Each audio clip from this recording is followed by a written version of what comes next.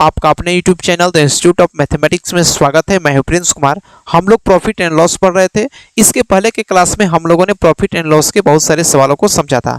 इस क्लास में हम लोग एक नए टाइप के प्रश्न को सीखेंगे। तो चलिए क्लास के स्टार्ट करते हैं। और पहला सवाल आपकी स्क्रीन पर स्क्रीन पर कहता है कि एक व्यक्ति जो है सो 1 रुपया में 25 के भाव से कुछ संतरे खरीद के लाता है, तो वह व्यक्ति उसी संतरे को 1 रुपया में कितना संतरा बेचेगा ताकि उसे 25% का क्या हो जाए, लाभ हो जाए।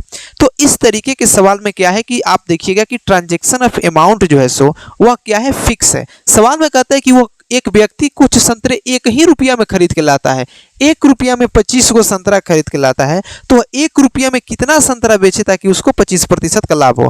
तो लाभ कमाने के लिए उसे कम संतरा बेचना होगा, तभी जो है सो लाभ कमा सकता है। तो अगर आपको एक बात ध्यान रखना है कि अगर ट्रांजैक्शन ऑफ अमाउंट कांस्टेंट है, फिक्स है, तो प्राइस और क्वांटिटी का जो रेशियो होता है वो हमेशा एक दूसरे के उल्टा होता है। इस सवाल को लगाने का सबसे आसान तरीका मैं बताता हूं। सवाल कहता है कि वो अब 1 रुपया में कितना संतरा बेचे ताकि उसको 25% का लाभ हो।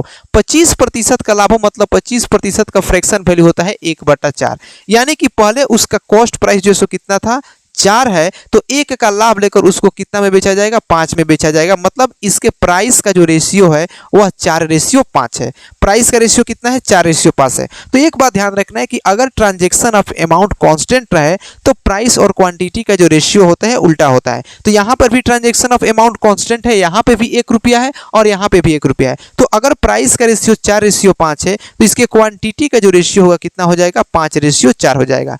अब बताइए, कहता है कि 4 रुपया में 5 सामान खरीद के लाता है, जबकि सवाल में कहता है कि नहीं, वह 25 की दर से खरीद के लाता है। तो 5 यूनिट रिप्रेजेंट करेगा 25 को, तो 1 यूनिट रिप्रेजेंट करेगा 5 को। इसलिए अब जो है सो उस व्यक्ति को 5 का 20 सामान बेचना होगा।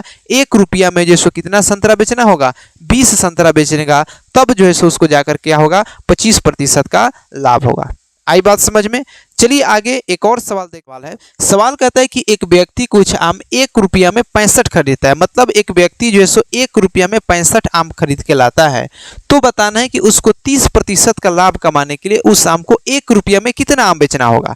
यहाँ पे भी 1 रुपया में खरीदता है, यहाँ पे भी 1 ही रुपया में बेचता है। मतलब जो अमाउंट ऑफ ट्रांजेक्शन है, ट्रांजेक्शन ऑफ अमाउंट है, वो क्या है, कॉन्स्टेंट है, फिक्स है। एक बात ध्यान रखना कि जितना रुपया में खरीदेगा उतना ही रुपये में बेचे, केवल सामान की जो मात्रा है उसमें ऊपर नीचे हो सकता है।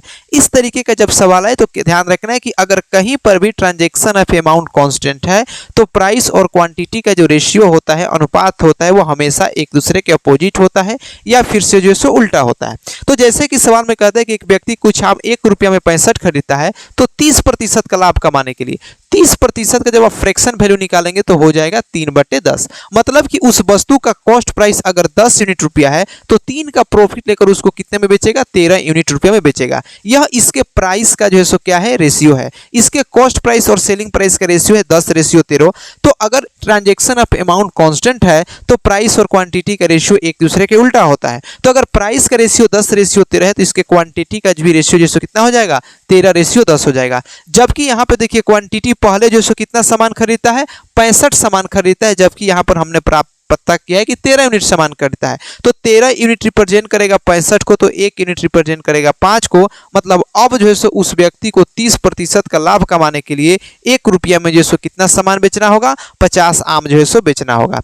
एक बात ध्यान रखना है कि यहाँ पे जो अमाउंट कुछ भी हो सकता है, यहाँ पे 100 रुपया हो सकता है, यहाँ पे भी 100 रुपया। जो अमाउंट यहाँ पे लिखा रहेगा वही अमाउंट यहाँ पर भी लिखा होना चाहिए। नहीं, उस स्थिति में जो है सो इस तरीके के सवाल को हम लोग क्या कर सकते हैं, बना सकते हैं। आई बात समझ में। चलिए आगे इसी टाइप का सवाल है। सवाल कहता है कि एक दुकानदार 10 रुपया में 7 पेंसिल की दर से कुछ पेंसिलें खरीदता है।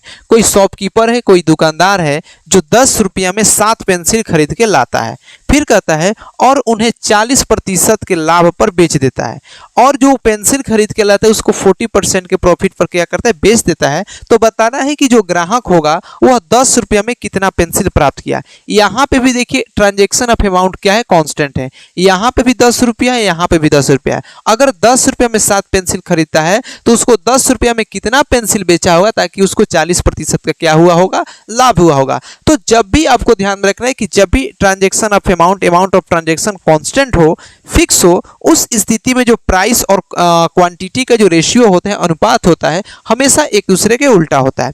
तो जैसे 40% कहता है, 40% का फ्रैक्शन वैल्यू होता है 2/5। मतलब कि पहले अगर कॉस्ट प्राइस जो कितना था, 5 था, तो 2 का प्रॉफिट लेकर उसको कितने में बेचा गया, 7 यूनिट रुपये में बेचा गया है। तो इसके यह प्राइस का जो क्या है, रेशियो है। प्राइस का रेशियो हो गया 5:7। तो इसके क्वांटिटी का जब रेशियो निकालेंगे तो हो जाएगा 7 रेशियो कितना हो जाएगा, 5 हो जाएगा। तो पहले हमने पता किया 7 यूनिट पेंसिल, जबकि यहाँ पर 7 पेंसिल ही बोला है, तो 7 यूनिट रिप्रेजेंट करेगा 7 पेंसिल को, तो 1 यूनिट रिप्रेजेंट करेगा एक पेंसिल को।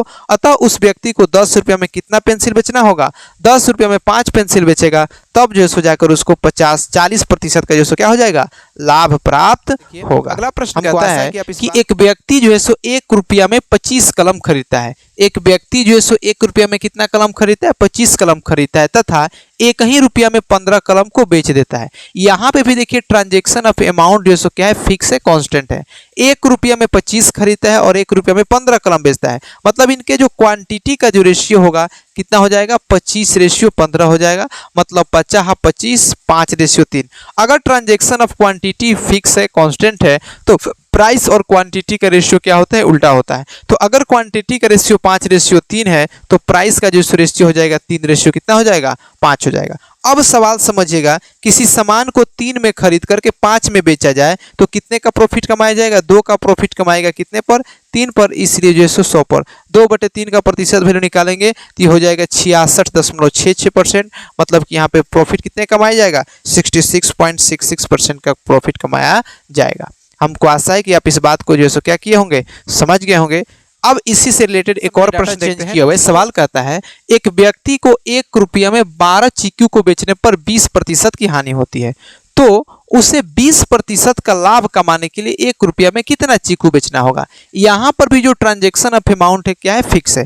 तो इसका पहले हम प्राइस का रेशियो निकाल लेते हैं, इनके कॉस्ट प्राइस और सेलिंग प्राइस का रेशियो निकाल लेते हैं। तो पहले कहते हैं कि एक व्यक्ति को 1 रुपया में 12 चीकू बेचने पर 20% की हानि होती है। तो 20% का हानि हो रहा है, मतलब कितने में बेचा होगा, 100 पर 20 का हानि हुआ, मतलब 80 में बेचा होगा।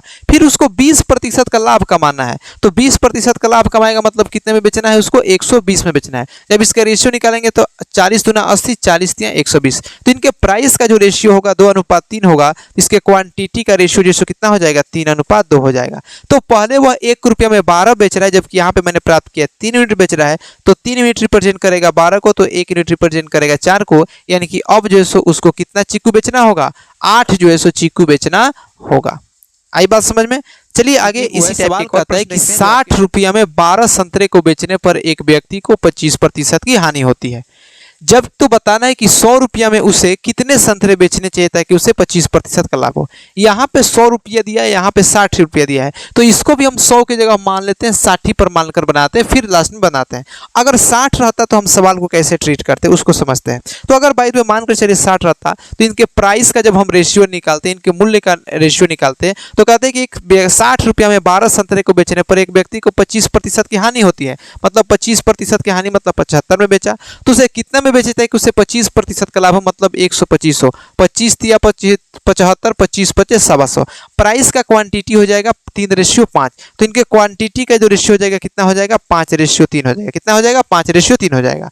अब सवाल में कहते हैं कि पहले हम कितना बेचते थे, 12 यूनिट बेचते थे, यहाँ पे बोल रहा है 5। तो 5 यूनिट रिप्रेजेंट करेगा 12 को, तो 1 यूनिट रिप्रेजेंट करेगा 12/5 को। कितना रिप्रेजेंट करेगा, 12/5 को। इसलिए 60 में हमको बेचना है, इसलिए इसको रिप्रेजेंट करेंगे 12/5, मतलब कि 36/5 संतरा को बेचना है। अगर हमको 60 रुपया में बेचते तो 60 रुपया में हम जो है इतना संतरा को बेचते ताकि जो है हमको 25% का क्या हो जाए, लाभ हो जाए। तो एक बात बताइए मेरे भाई, 60 संतरा को 60 रुपया में बेचने हैं, 60 रुपया में अगर हमको बेचना है तो 36/5 लेना है। तो 1 रुपया में बेचने के लिए हमको क्या चाहिए, 36/5 जो है गुणे 60। इसलिए अगर कहा जाए 100 रुपये में बेचना है तो 100 से इसमें क्या करेंगे, मल्टीप्लाई करा देंगे। सिंपल क्या तरीके, 1 0 से 1 0 कटाएंगे, 6 6 का 36, 5 दूना 10, 6 दूना 12। यानी कि अगर उसको हम लोग को 100 रुपये में बेचना होगा तो 100 रुपया में हम लोग को कितना संतरा बेचना है, 12 संतरा जो है बेचना है।